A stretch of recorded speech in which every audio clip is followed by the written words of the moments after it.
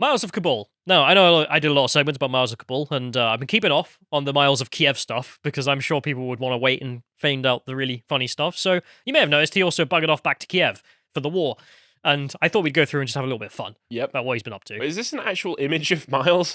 Yes. So let's start off with his Africa trip. This is we'll get into that at some point, I'm sure, but I just wanted to mention the last bit out of this that I found funny. He said that he went to Woods. I don't know how you say it.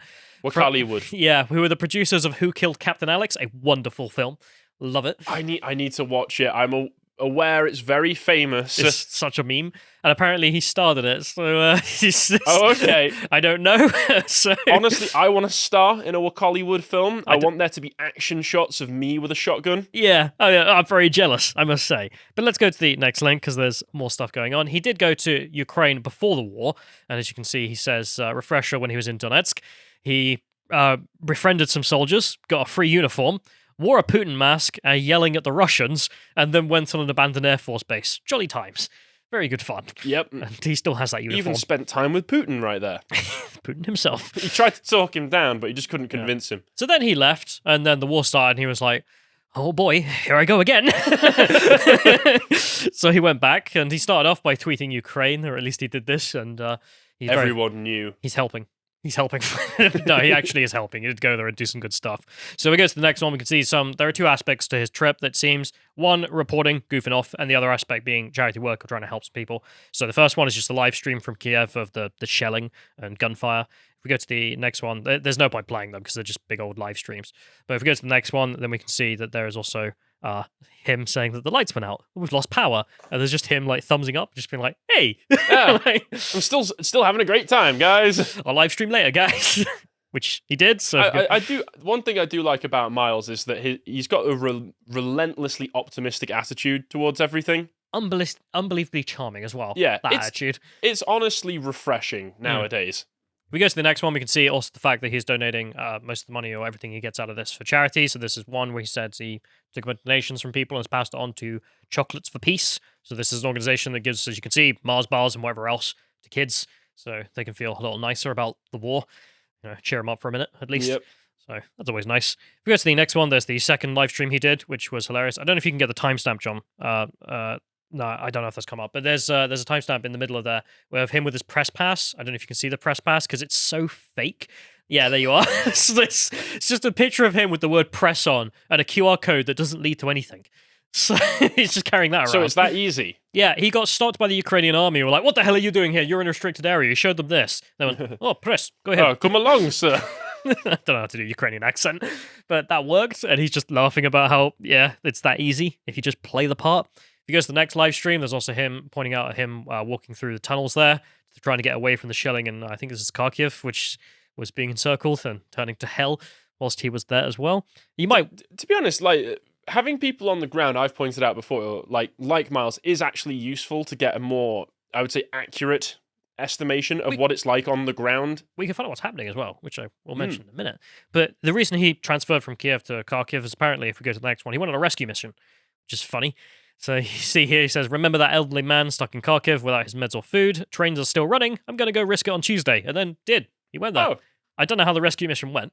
We've also... Well, that's still lovely, though. Yeah, we also... John gave him a rescue mission as well, and apparently loads of other people have, so he's just goofing around, trying to help people who need to get out of hellholes right now. We go to the next one. He, whilst he was there, was hanging out with the military. As you can see, getting a lift from some lovely chaps and their lovely guns. Hey, okay, let's go to the next one. You can see him hanging out with the military there as well. Almost got arrested. Now I'm eating dinner with Ukrainian forces. Sorry, Uranian, as Biden said. Have you got the one where he was just being transported by a military group of Ukrainian women? I haven't. I didn't see that one. Did you not see that Damn. one? That was great. Miles looked like he was really enjoying himself. I imagine he was. There's pictures of him there with some of the rifles. He's got some wonderful food. Oh boy, that does not look great, I'll be honest, mate. Although he was very happy for it because food is tight, apparently. Making that look a little bit better. Yeah, there was, was it canned turkey in chunks? Okay. God. Fair. Yeah. You've got a stronger stomach than me, Miles. Fair play to you. Food is food. If we go to the next one, we can also see him saying that he's also got some spoils of war. So, quote, a desperate gamer in the front lines accidentally left their graphics card, so we picked it up and are delivering it so they can play Call of Duty after shooting IRL for 8 hours a day. Lol. I thought this was like he just stolen an image off of Google Images for a laugh. No. I reversed Google image search this. It's not. No. Yeah, this is his No, image. no. Oh, right, you're running away from shelling. What are you going to do? You're going to keep a hold of this? It's just in my head. How does that work? Because either he's brought that graphics card from home, or he genuinely has just found a graphics card on the ground. No, to be fair, I could see some like gamer, gamer TM, like trying to escape the wreckage, but also trying to bring their graphics card with them for later. My only valuable possession. Yeah, my only valuable possession, and then dropping it. Apparently, he tried to deliver it to some guy, and he said he could keep it. So spoils of war as well. Yeah, sorted. Nice. There's that. But on the actual reporting on the ground, there was a story that propped up in the middle of this war that I was very interested in, and a friend of mine was as well, because he knows people who were there, because he used to work in the games industry. Stalker. You know the Stalker games? Yes. Apparently their office were bombed. So if we go to the next Oh, really? We go to the next one. This was a rumor that was flying around. Rumor has it that the studio behind Stalker 2 has been bombed. I can't confirm or deny, so within 2 to 3 days, I'll check it out for myself and post the footage. If it has been bombed, I'll see if there's anything I can recover from inside to protect it from looters. And if we go to the next one, he did do his duty. As you can see, he organized how to get there. He was like, going to go get to the bottom of Stalker 2. And then the next one is him actually giving us the story. Good news, everyone. Hey! I visited Stalker 2 studios, and it looks untouched. They were false rumors about the bombardments damaging the buildings, but it looks like that was complete fake news. So, good to know. To be honest, it's a bit memey to go make sure that Stalker Studio's okay, but genuinely, at least we know. Yeah, well, it's really useful. There's a friend of ours who actually knew people who used to work like in the apartment. I think it was above it, below, or next to it, or something. So we were quite worried. Oh yeah, I can imagine. Yeah. If we go to the next one, we can also see more news here. So this is him now trying to get out of the place, and as you say, as he says, absolute chaos at the train station with lines for hours of people trying to get out. Lines. Fighting between men who aren't allowed to leave and military staff tasked with bringing order to the situation. And that is interesting because we all know that the fighting age men aren't being allowed out of the country. No Syrians. And it doesn't sound like that they're Syrians. particularly happy about that either. You want me to stay and die? No, thank you. Go to the next one, because we can see him updating us the situation on that. Apparently the military was then firing warning shots in the air at Kharkiv train station to stop people from getting pushed onto the train tracks. Apparently one child fell on the tracks. I presume they then picked it back up before the train left or anything bad happened. But there's that. Also, he says in here, it's almost as bad as the London Underground. Everyone's shoulder to shoulder. It's not wrong. You can't help but just throw a little spice in there. I love him. Which he also did with another post where he gave an interview to some newspaper. And as you can see, the headline here, he says that, well, it's not as bad as Birmingham. So, I mean, have you been Birmingham recently? Yeah. Apparently some Birmingham residents took offense to this. Of course they did. Someone messaged him, Mr. Liam here, so saying, oi, you stupid, see? How you even say that Ukraine feels safer than Birmingham? Are you effing mental? Do you want me to beat the S out of you and put you in your grave early for your stupid words?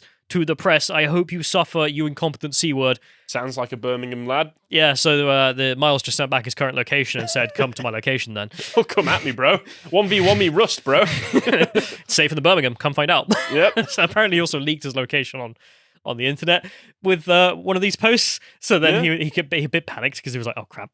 Yeah. The Russians might find me. So will Liam come and beat him up? I don't know. Stay tuned to find out. Go to the next one. He's also been doing interviews with GB News and InfoWars and everyone else. And if we go to the next one, we can see that he's donating the funds he gets from these things, as you see, to chocolates for the children there. Again, and a lot of people still hate him for some reason. They're just like, you're an edgelord who just wants attention. And he's like, okay, I'll take it back if you donate. And he's like, well, here's the donation. Surely he's the opposite of an edgelord. He's super wholesome with everything he's saying. Yeah, like most edgelords don't actually go and do nice things. They don't give away all their money. Well, again, like he's paid 300 quid for doing the interview, and it's like, yeah, here's the 300 quid. Is he Catholic as well? Yeah. I'm not aware of many Catholic edgelords. Catholic priests. Oh. I wasn't going to say it, okay? Let's go to the next one. It says there's also him updating where he is at now, which apparently is my friend is meeting me in Poland. He's got out on a train going back there. On Monday, we are buying a trash car and driving supplies into Ukraine. We'll drive to Kharkiv and give people free taxi rides to the Polish border. Hee hee.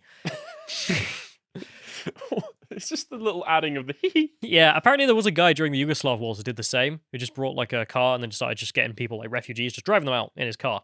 Fair play. He's Well, yeah, good things. Yeah. I mean, this we're recording this on what is it, Thursday morning? Yeah, So the if he 10th. if he does get drone striked by the time this goes up, F's in the chat, I guess. But Fingers crossed that doesn't happen. yeah, never encouraged him to do this, but as he says, there's nothing, as he said about his friend saying it to him, there's nothing we can do. We can only encourage him in the sense of just let him do it. There's not much more you can do to stop him. Yeah, we've even had if him. you wanted We've to. had him in the office. He didn't seem like a guy who was easily dissuaded from things. I did say to him, maybe you should see a psychiatrist about the dead bodies and maybe you should stop risking your life. And he was just like, yeah. One day, maybe. And then the last thing to mention, which is apparently he's set up his own company, Routledge Adventures Limited. So he's setting up a tourist company, which there are a lot of dark tourism companies out there who go to places like this, and he would just be another one, which I can't wait to sign up for the tickets. Yeah, we'll go on an office trip, eh? Tax deductible. Anyway, that's Miles of Kabul becoming Miles of Kiev. God, I hope you're all right. If you appreciated that segment from the podcast The Lotus Eaters, you can go to lotuseaters.com to get access to all the premium content we have on the site, such as this contemplation series by Josh and John here on a country profile on, very topical, Ukraine, of course. And if you want to find out what else Josh is up to, you can follow him at Getter at @Josh_firm. Thank you and goodbye.